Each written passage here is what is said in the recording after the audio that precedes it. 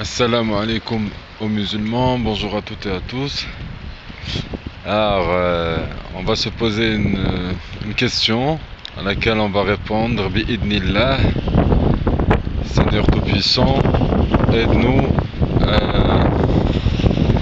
à faire cet audio pour faire passer un message aux gens qui veulent bien écouter.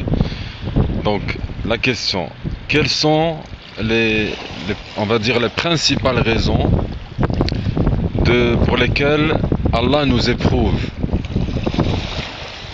D'accord, alors il y en a bien sûr plusieurs, mais on a choisi quelques-unes que je vais citer tout de suite. Donc mes chers amis, ce qu'il faut savoir, c'est que Allah subhanahu wa ta'ala, Seigneur tout-puissant, créateur des cieux et de tout et de la terre, il nous éprouve d'abord pour nous guider, ensuite pour nous tester aussi. Il nous éprouve pour nous corriger, d'accord, pour voir aussi si on va patienter, pour nous protéger et pour nous rendre meilleurs. Ça, il faut le comprendre. Ensuite, nous sommes éprouvés les uns par les autres. D'accord, les riches sont éprouvés par les pauvres sont éprouvés par les riches, les forts par les faibles, etc., etc. Et donc l'islam, il est là pour encadrer justement toutes nos relations de la naissance jusqu'à la libération. Et l'islam, c'est la vérité. Maintenant, il est clair que si vous prenez exemple sur les musulmans, là c'est pas bon, parce que les musulmans, c'est pas l'islam. D'accord, parce que tout le monde fait des erreurs. La seule personne sur qui on peut en prendre exemple, c'est le prophète Mohammed sallallahu alayhi wa sallam. C'est un modèle. Mais les musulmans, et surtout les musulmans qu'on voit aujourd'hui, ne sont surtout pas un exemple à prendre. Mais prenez vos enseignements et suivez les instructions de l'islam, mais pas des musulmans.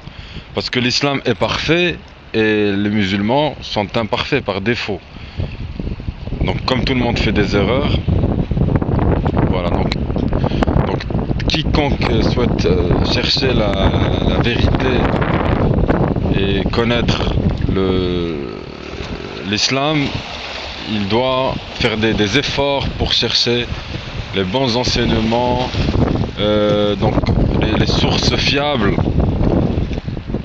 le Coran et les hadiths authentiques qui vont dans le sens du Coran, tout simplement, avec aussi des enseignements comme la vie du prophète, etc., etc.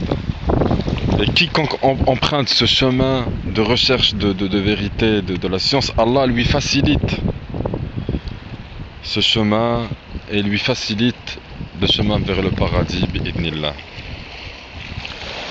Parce que ce qu'il faut savoir, c'est que rien ne se passe par hasard. Tout se passe par Allah subhanahu wa ta'ala. Donc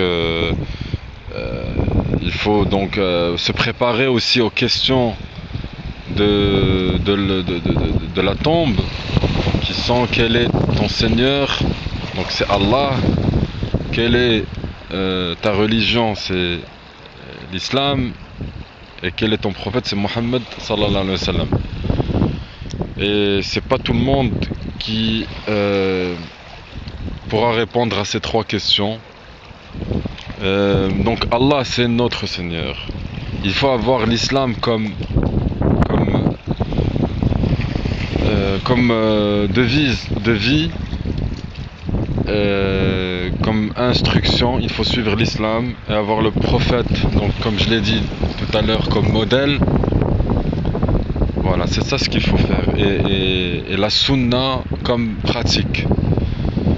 Parce que l'islam ne suffit pas de dire je suis musulman et puis c'est tout. Il faut pratiquer l'islam et appliquer les instructions de l'islam pour se considérer comme un bon musulman.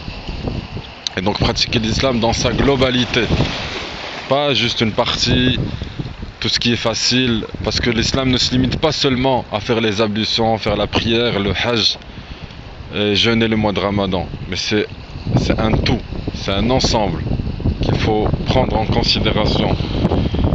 Et bien sûr le paradis comme objectif, et faire ordonner le bien, condamner le blâmable et les oppresseurs, condamner tout ce qui est mauvais, et puis faire le bien, et interdire donc le mal. Voilà, parce que le prophète sallallahu alayhi wa sallam, qu'est-ce qu'il nous dit? Il nous dit sallallahu alayhi wa sallam, sois dans ce monde comme un étranger ou un passant. Et il nous dit, tout ce qui atteint le musulman, comme malheur, comme douleur, comme souffrance, comme épuisement, comme angoisse, etc. Donc ça, c'est un allègement de la part de Dieu d'une partie de ses péchés. Donc il faut voir ça du bon côté. Il faut prendre ça comme quelque chose de positif. Et donc, comme a dit le prophète sallallahu alayhi wa sallam, soit dans ce monde comme un étranger ou un passant. Voilà, donc c'est ça ce qu'il faut avoir en tête de manière en permanence, c'est que nous sommes là que de passage. Nous sommes éprouvés, comme je vous ai dit, c'est pour être testés, parce qu'on passe un test et il faut rendre la copie à la fin de l'épreuve. Et on est là, la terre, c'est pas pour vivre éternellement. Ici, on est là juste pour passer le test. Donc on est de passage. Donc il faut préparer les valises pour la vie éternelle. Et c'est là où il faut faire très attention des choix qu'on fait et des choses qu'on fait, parce qu'Allah nous laisse le libre arbitre aussi pour voir si il peut nous faire confiance, et pour plein d'autres raisons, et surtout pour des raisons que seul Allah subhanahu wa ta'ala sait. Donc dans la tombe, comme je l'ai dit, nous allons être questionnés, et on ne sera il n'y a pas de nationalité, on ne sera ni canadien, ni français, ni algérien, ni marocain, ni anglais, ni rien du tout,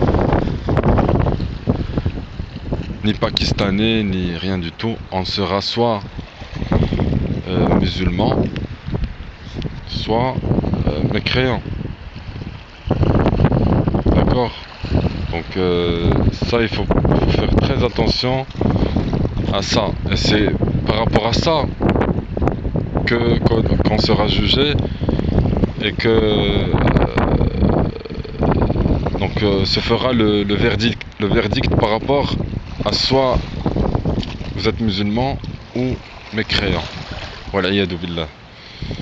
Donc soyez sincères avec Allah subhanahu wa ta'ala, parce que si vous faites du tort, vous ne faites du tort qu'à vous-même, et restez droit dans le sentier de Dieu, aussi bien en public que quand vous êtes tout seul, parce que Allah de toute façon il est omniprésent. Donc faites très attention lorsque vous êtes tout seul, très attention, et où que vous soyez, ayez la crainte d'Allah subhanahu wa ta'ala. On est vu, on est entendu par Allah subhanahu wa ta'ala. Il entend nos paroles et voit nos actes.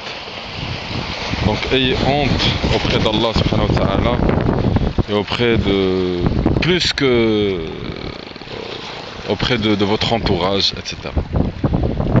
Donc c'est ça ce qui est demandé. Et de la retenue de la discipline envers Allah subhanahu wa ta'ala. Nous sommes entre ses mains, subhanahu wa ta'ala. Donc, soyez vigilants par rapport à ça. Et sachez que le monde est en perpétuel changement.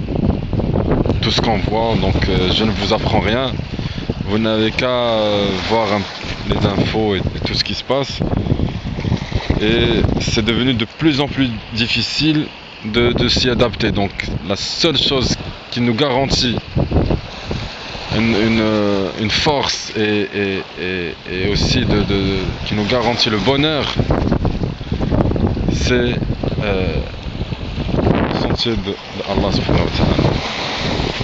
Donc un peu de retenue. Moi, en ce qui me concerne, j'ai demandé à Allah subhanahu wa ta'ala de ne jamais être du côté de Satan et de faire de mon mieux, qu'il me mette hors du cercle de Satan, qui est un cercle vicieux et où malheureusement la plupart des gens sont dedans dans le cercle de Shaitan. Et il est clair et évident que j'aurais aimé prendre de meilleures décisions à un certain moment de ma vie, mais je ne regrette rien, puisque de toute façon tout ce qui s'est passé, ça reste des leçons, et alhamdulillah pour la guidance de Allah subhanahu wa ta'ala. Voilà, donc pour finir, qu'est-ce qu'on peut rajouter de plus par rapport à ce qui a été dit? C'est tout simplement qu'il faut, quelques conseils, qu'il faut apprendre à remercier Allah subhanahu wa ta'ala.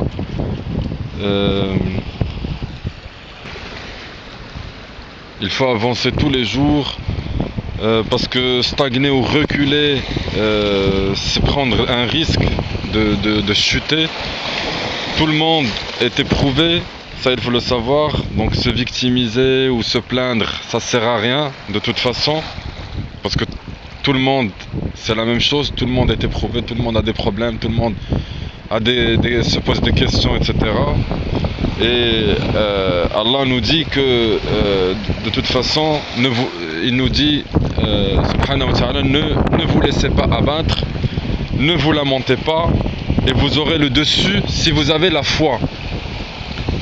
Donc ça, c'est une preuve largement suffisante pour nous redonner confiance à chaque situation et pour aller de l'avant et pour ne pas se laisser abattre justement.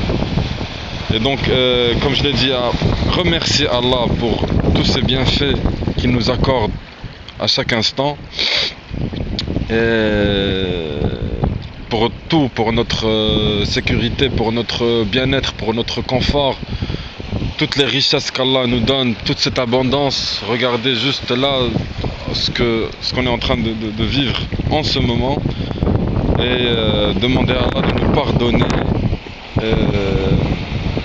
et puis comme je l'ai dit, donc rester sur la voie droite, celle des humbles, qui se rappellent de Allah subhanahu wa ta'ala en chaque instant. Je vous remercie de m'avoir écouté, et à la prochaine, bi'idhnillah.